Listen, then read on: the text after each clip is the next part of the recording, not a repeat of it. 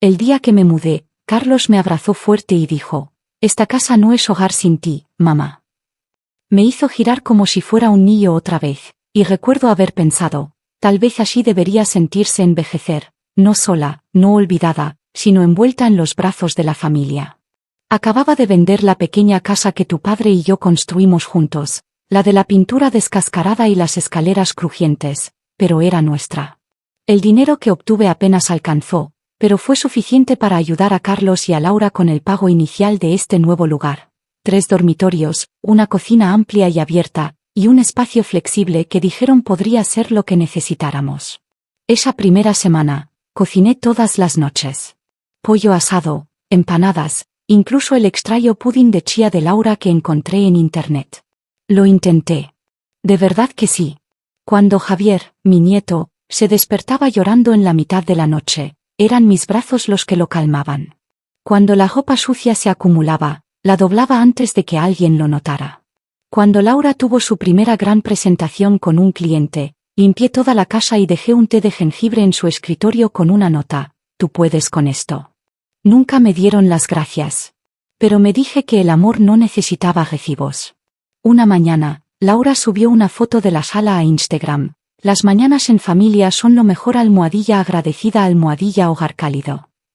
Yo no estaba en la foto. Estaba detrás, lavando los platos del desayuno. Mis manos estaban agrietadas, los dedos rojos por el agua caliente y el jabón de limón, pero sonreí de todos modos. Pensé que, si podía aligerar su carga, aunque fuera en silencio, tal vez se sentirían más libres. Tal vez me verían. Cuando Carlos llegaba tarde del trabajo, a veces se sentaba a mi lado en el sofá por 1 minuto o 2, desplazándose por su teléfono. «¿Estás bien, mamá?», preguntaba. Yo asentía y decía que sí. Siempre sí. No quería ser una carga. No quería ocupar espacio. Pero últimamente, el espacio a mi alrededor comenzó a reducirse. Las esterillas de yoga de Laura empezaron a aparecer en el pasillo. Cajas marcadas «patrocinio de suplementos, no mover» se apilaban en el cuarto flexible.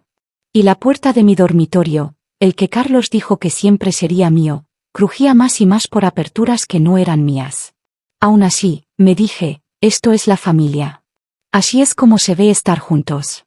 Pero en el fondo, una voz silenciosa ya había comenzado a susurrar. Entonces, ¿por qué te sientes tan sola en la casa que ayudaste a pagar? Era un jueves por la tarde. Acababa de volver del supermercado, con los brazos doloridos por cargar una bolsa reutilizable medio rota llena de zanahorias, jabón para platos y los snacks de frutas favoritos de Javier. Al empujar la puerta con el hombro, algo se sintió extraño. El pasillo estaba demasiado silencioso. Sin televisor. Sin música de yoga. Sin el tecleo del teclado de Laura. Solo un silencio tenso, como el que se instala justo antes de una tormenta. Entonces lo vi. La puerta de mi dormitorio estaba completamente abierta, pero ya no parecía mi habitación. Desaparecieron las cortinas azules desteñidas que yo misma había cosido. Desapareció la colcha que mi difunto esposo y yo compartimos durante 30 años. En su lugar, espejos de cuerpo entero, bandas de resistencia rosadas, un estante blanco brillante lleno de pesas y un enorme aro de luz. En el centro estaba Laura, descalza con ropa deportiva a juego, ajustando un rodillo de espuma sobre una esterilla de yoga. Carlos la ayudaba a montar una baja de dominadas sobre la puerta. Mis pies se negaron a moverse. «Carlos», llamé. Mi voz no sonaba como mía. ¿Qué pasó con mi habitación? Laura ni siquiera levantó la vista. Carlos giró a medias y sonrió como si estuviéramos hablando del clima. «Oh, hola, mamá». Laura finalmente consiguió el contrato de patrocinio con esa marca de bienestar. Pensamos que este sería el espacio perfecto para su contenido. ¿No es genial? Lo intenté de nuevo. ¿Dónde están mis cosas? Laura señaló vagamente hacia el pasillo. Lo movimos todo al garaje. No te preocupes, doblamos tus jerseys y guardamos los zapatos en sus cajas. Todo muy ordenado. Parpadeé. ¿El garaje? Carlos dio un paso adelante, con voz ligera pero impaciente. Solo por ahora, ¿vale? Cuando resolvamos cómo reorganizar el piso de arriba, encontraremos una solución. No está tan mal ahí. Y oye, sé flexible. Siempre dices que mantenerse activa es clave para envejecer bien, ¿no? Lo miré, esperando la broma. Nunca llegó. Abrí la boca para hablar, pero no salió sonido. Mi lengua tocó el paladar, luego se aplastó. Mis ojos volvieron a la habitación, su gimnasio, ahora. El mismo espacio donde guardaba una pequeña caja de cedro con cartas de mi esposo, donde encendía una vela cada domingo por la mañana solo para recordar quién había sido. Todo desaparecido. Carlos me dio una palmadita en el hombro como si fuera una niña que exageraba. Estarás bien, mamá. Es temporal. Caminé lentamente por el pasillo, cada paso más pesado que el anterior. Cuando llegué al garaje, encendí la luz. La bombilla parpadeó una vez y zumbó. Mi cama, si se le podía llamar así, era un catre de jardín con una manta de lana deshilachada encima. A su lado, contenedores de plástico, triciclos rotos y cajas de cartón que aún olían levemente a moho. Me quedé allí en el umbral. No lloré. No grité. Solo me quedé en el marco de la puerta que ayudé a pagar, sosteniendo mi dignidad en una mano. Y los gestos arrugados de mi rol como mamá en la otra. Cuando mi esposo falleció, ni siquiera tuve tiempo para llorarlo como es debido. Una semana después del funeral, el calentador de agua explotó e inundó media cocina. 2 días después, Carlos se enfermó y perdió sus exámenes de ingreso a la universidad. Me quedé en medio de ese desastre, con un trapeador en una mano y un termómetro en la otra, pensando, esto es lo que significa ser madre y padre ahora. Trabajé el turno de mañana en una panadería y el turno de noche limpiando oficinas en el centro. Entre medias, preparaba las fiambreras de Carlos, revisaba sus deberes y planchaba sus uniformes. Los domingos, mientras otras mujeres de mi edad se arreglaban el pelo o tomaban café, yo fregaba suelos y recortaba cupones. Recuerdo una vez, llegué tarde a casa, con los huesos doloridos, y encontré a Carlos dormido en la mesa de la cocina, con la cabeza apoyada en sus libros de texto. Lo cubrí con mi chal y susurré, solo aguanta un poco más. Yo te llevaré a través de esto. Y lo hice. Lo llevé a través de todo. Salté comidas para que él pudiera repetir. Usé los mismos 2 pares de zapatos durante 5 años. Pero él entró a la universidad. Lo logró. Las últimas palabras de mi esposo, antes de que el cáncer lo silenciara, fueron: pase lo que pase, no renuncies a tu casa, Carmen. Es tu ancla. Si alguna vez olvidan lo que has hecho, al menos tendrás un lugar que lo recuerde. Asentí. Lo prometí. Y durante años, cumplí esa promesa. Incluso cuando los tiempos se pusieron difíciles, incluso cuando pensé en mudarme más cerca de Carlos y Laura, me quedé. Esa casa era mi único pedazo del pasado, el único lugar donde no me sentía como invitada en la vida de alguien más. Pero luego llegó Javier. Ese bebito regordete con ojos como los de su padre y una risita que lo derretía todo en mí. El día que nació, Carlos me llamó y dijo: mamá, ven a vivir con nosotros. Estaremos todos juntos, como en los viejos tiempos. Laura incluso añadió: te haremos un parterre en el jardín. Hierbas y todo. Te encantará. Y así, cedí. Vendí la casa. Empaqué los álbumes de fotos, los platos de boda y la vieja colcha cosida con años de lucha, y me alejé del ancla que mi esposo me suplicó que conservara. Porque cuando mi hijo dijo: estaremos todos juntos, le creí.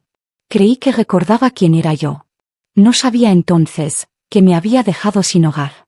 Una semana después de que me mudaran al garaje, me encontré sentada en un taburete de plástico junto a la lavadora, escuchándola gemir en el ciclo de centrifugado como si resentiera cada calcetín que tocaba.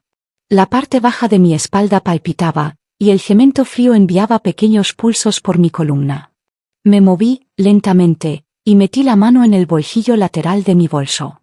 Dentro había un sobre doblado, suave por el paso del tiempo. La escritura. No creo que Carlos recordara qué nombre estaba impreso en la parte superior de ese papel. Tal vez asumió que la habíamos transferido después de cerrar la hipoteca. Pero nunca lo hicimos. No podía, su crédito estaba en ruinas en ese momento, y el banco no lo aprobaría sin un cofirmante. Así que me convertí en más que una cofirmante, me convertí en la propietaria. La casa, Esta misma donde ahora dormía junto a una caja de neumáticos de invierno, estaba a mi nombre. Todavía lo está. Nunca preguntaron. Y yo nunca lo ofrecí. Tal vez ese fue mi error. Pensar que necesitaba esperar a que me preguntaran, pensar que la bondad debía ser silenciosa. Pero hay una línea entre la humildad y la invisibilidad. Y ellos la habían cruzado hace mucho. Esa noche, después de la cena, después de lavar los platos por los que nadie me agradeció, me quedé en el garaje, fingiendo reorganizar mis cosas. En realidad, saqué cada carpeta que había guardado en la vieja caja fuerte ignífuga, registros de propiedad, formularios de impuestos, estados de cuenta antiguos. Los extendí en el catre uno por uno, como si pusiera ladrillos para una futura escapada. Rodeé el número de parcela, resalté la línea que decía propietaria, Carmen María López.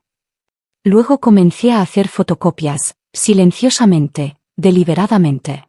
Cada pitido de la impresora escondido detrás de la puerta del garaje se sentía como un latido. No sabían que la casa de la que me echaron aún era legalmente mía. Y que nunca la transferí. Había sido bogada de la foto familiar, pero no de los papeles.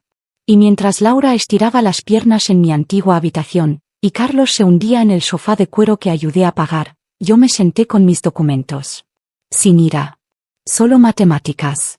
Solo verdad. Era hora de que aprendieran que la mujer en el garaje no era una reliquia que podían guardar. Era la que tenía las llaves. No solo del garaje. De todo. Todo comenzó por un batido. Esa mañana, Javier había pedido algo frío y afrutado antes de ir al colegio, así que hice lo que cualquier abuela haría, mezclé medio plátano, una cucharada de yogur y unas bayas congeladas. Lo limpié todo después. Froté las encimeras. Enjuagué las cuchillas. No le di importancia. Pero justo cuando colgaba la mochila de Javier en el gancho junto a la puerta, Laura entró en la cocina como un torbellino de furia envuelto en mallas. ¿Tocaste mi licuadora? Me giré, sobresaltada. Yo, solo hice un batido para Javier. Ya la limpié. Ella resopló, con los ojos abiertos en una ofensa teatral. Eso es un electrodoméstico de 400 euros calibrado específicamente para mis macros. ¿Tienes idea de lo importante que es la consistencia en una rutina de fitness? ¿Estás intentando sabotear mi progreso? Parpadeé. Solo fueron bayas. Ella dio un paso más cerca. Era mi licuadora. No tuya. Miré más allá de ella, esperando que Carlos interviniera. Estaba sentado en la encimera, desplazándose por su teléfono como si todo esto fuera ruido de fondo. Mi boca se secó. Carlos, susurré. Ni siquiera levantó la vista. No empecemos nada tan temprano, mamá. Algo dentro de mí se rompió. No me defendí. No discutí. Solo retrocedí lentamente, como alguien que había entrado en la habitación equivocada en su propia casa. Me deslicé al garaje, me senté en el catre y miré hacia las vigas expuestas que cruzaban el techo como una caja torácica conteniendo polvo. El aire olía levemente a aceite de motor y cartón húmedo. Solía preparar cada comida con amor. Ahora como junto a telarañas y manchas de agua. Miré mis manos. Las mismas manos que una vez trenzaron el cabello de Carlos para las obras escolares. Las mismas manos que cosían los agujeros en sus calcetines. Las mismas manos que cocinaron las comidas posparto de Laura sin una palabra de queja. Ahora parecían extrañas, venosas, arrugadas, cansadas. Metí la mano en el bolsillo de mi abrigo y saqué la tarjeta de visita que la directora Sánchez me había dado meses atrás. La miré durante mucho tiempo. Luego tomé mi teléfono. Mis dedos temblaron solo una vez antes de estabilizarse. Marqué el número y acerqué el teléfono a mi oído. Una voz amable respondió. Hola. Cerré los ojos. Sí, dije. Estoy lista. Vamos a seguir adelante. A las 4:27 de la mañana, el garaje estaba más frío de lo habitual. Había estado despierta toda la noche, sin dar volteretas ni girar, sino quieta. Tranquila. Concentrada. La clase de quietud que solo llega después de aceptar la verdad y hacer las paces con ella. Cerré mi abrigo, con la escritura original cuidadosamente doblada dentro del bolsillo interior, justo detrás de mi corazón. Mi maleta era ligera. Algo de ropa, la caja de cedro con las cartas de mi esposo y una foto enmarcada de Javier de bebé. Eso fue todo. Todo lo demás, recuerdos, heridas, sacrificios, lo dejaba atrás.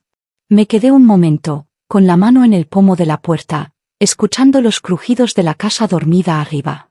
En algún lugar en el piso superior, el teléfono de Laura aún estaría cargando en la mesita de noche, listo para transmitir en vivo su flujo de fuerza y quietud a las 7 de la mañana.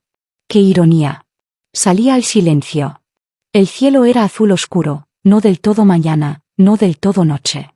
Caminé hacia la parte delantera de la casa, saqué un solo sobre del interior de mi abrigo y lo pegué cuidadosamente en la puerta del garaje.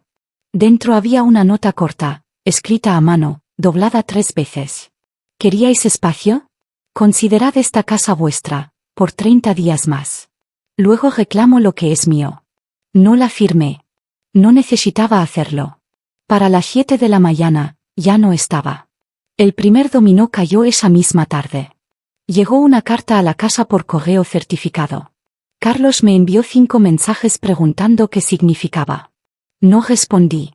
2 horas después, llegó una segunda carta, esta del Consejo de Servicios Públicos. Avisos de corte programado. Al tercer día, las luces de la casa se apagaron en medio de un entrenamiento. El calentador de gas se detuvo. El agua salió a borbotones y se secó. La transmisión en vivo de Quemadura Matutina de Laura terminó con ella gritando a la cámara, con el rímel corriendo, a mitad de un burpee. Los patrocinadores entraron en pánico. Una marca le envió un mensaje en vivo preguntando si habían sido desalojados. Los comentarios inundaron, algunos riendo, otros acusando, otros solo mirando, hambrientos por un escándalo. Carlos intentó contactarme de nuevo. Dejé que sonara. Al cuarto día, llegó el aviso de desalojo. Una copia impresa, entregada en mano, archivada bajo el nombre de Carmen María López, única propietaria registrada. Las cerraduras estaban programadas para cambiarse en 26 días. Mientras tanto, me registré en una casa de huéspedes tranquila en las afueras del pueblo vecino. Una habitación pequeña con una colcha cálida, ventanas que se abrían a la luz de la mañana y una tetera de hierbas dejada en mi puerta. Sin seguidores. Sin gritos. Sin comentarios. Solo paz. Durante años, había sido la mujer detrás de la cámara, detrás de las comidas, detrás del esfuerzo. Ahora, por primera vez en mi vida, estaba en el centro del encuadre. No enojada.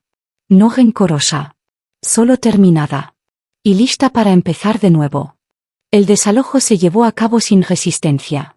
No porque estuvieran de acuerdo, sino porque no tenían base para oponerse. El nombre en la escritura era claro, los papeles impecables. Ni siquiera necesité un abogado para defenderlo. Solo un notario, una tarifa de presentación y mi propia firma. Pero el verdadero ajuste de cuentas no vino de los tribunales. Vino de Internet. Alguien, nadie sabe quién, filtró clips detrás de escena del blog del gimnasio casero de Laura. No los vídeos pulidos que subía, sino el material crudo. Los que mostraban cómo ponía los ojos en blanco y me llamaba el bloqueador de sentadillas por dejar cestas de ropa cerca del pasillo, donde decía bruscamente no respires tan fuerte, arruina el audio, o donde se reía con Carlos sobre cómo los ancianos son solo viajes de culpa portátiles. Al principio, la gente se sorprendió. Luego los comentarios se volvieron brutales. Echó a su madre por un rack de sentadillas. ¿Grabaste vídeos de fitness en la habitación donde ella dormía? Esto es abuso a mayores con luces de aro. Y entonces, alguien encontró los recibos de los patrocinios de productos. ¿El equipo que Laura había promocionado como regalos de nuestro viaje juntos?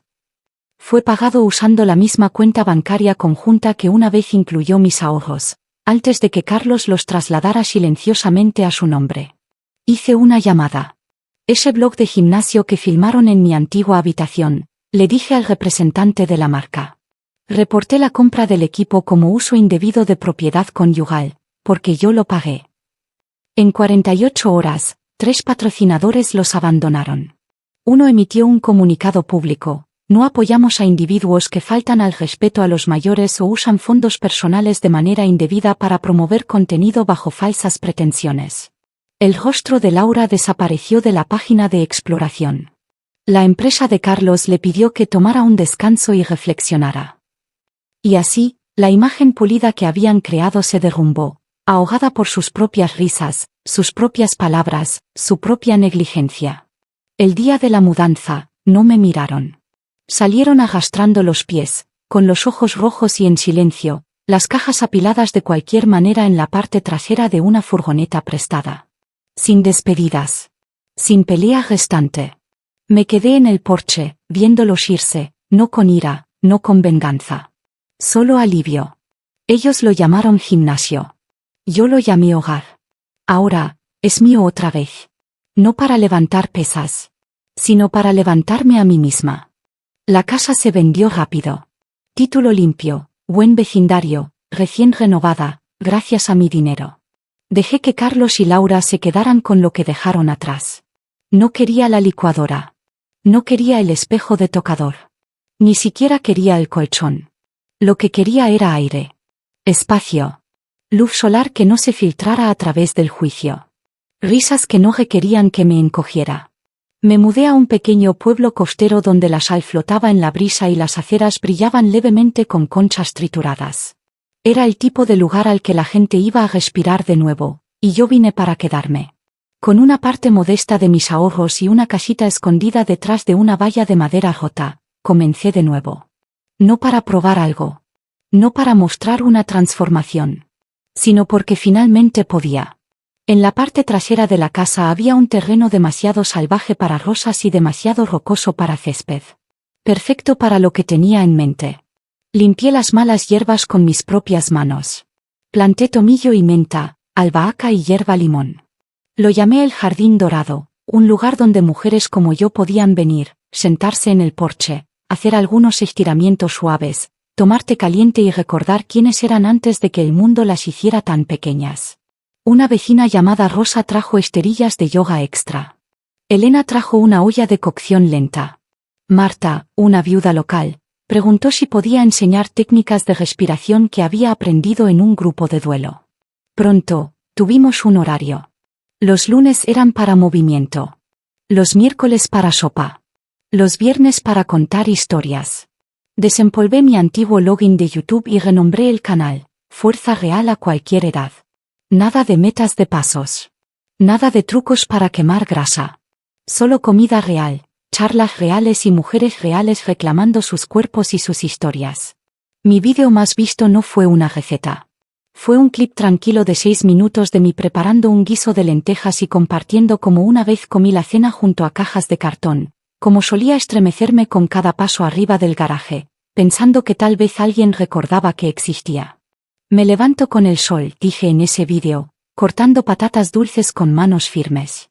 Me estiro con el viento del mar. Y río con mujeres que también han sobrevivido al silencio. Los comentarios llegaron a raudales. Me ayudaste a dejar la casa de mi hija después de que me llamó equipaje extra. ¿Podemos empezar un jardín dorado en Valencia? ¿En Lima? ¿En El Cairo? El movimiento creció silenciosamente, como el tomillo en suelo calentado por el sol. Los niños del vecindario comenzaron a llamarme abuela entrenadora. Encontraba pequeñas notas dibujadas a mano deslizadas bajo la puerta del jardín. Gracias por las galletas, tu casa huele bien, mi mamá dijo que eres fuerte como un árbol. Y lo soy. Ya no soy la mujer que suplicaba quedarse. Ahora, la que abre su puerta. No para ser acogida, sino para dejar salir a otras. La llamada llegó tarde un jueves por la noche. Número bloqueado. Dejé que sonara 2 veces antes de contestar, ya sabiendo quién era. Carlos. Su voz era tensa, frenética bajo la superficie. No preguntó cómo estaba. No dijo mi nombre. Solo se lanzó a hablar. Mamá, escucha, la carrera de Laura se hundió después de que el último patrocinador se retirara. El algoritmo es un desastre. Perdimos la mitad de nuestros ahorros, y, tomó un aliento entrecortado, necesito ayuda. No puedo hacer esto solo. Por favor. Vuelve. Te lo suplico. No alcé la voz. No lloré.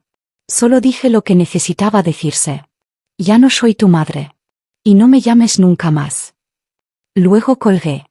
Volví a la pequeña cámara apoyada en una silla del jardín. La transmisión en vivo seguía rodando. Sonreí suavemente y miré al lente. Construyeron un gimnasio para fortalecer su cuerpo, dije, estirando mis brazos hacia el cielo, pero yo me alejé para reconstruir mi alma. Detrás de mí, el amanecer bañaba los parterres de hierbas en oro. 5 mujeres seguían mi ejemplo, sus movimientos lentos, seguros, alegres. El aire se llenó de risas. Fuerte, libre y lleno de aliento.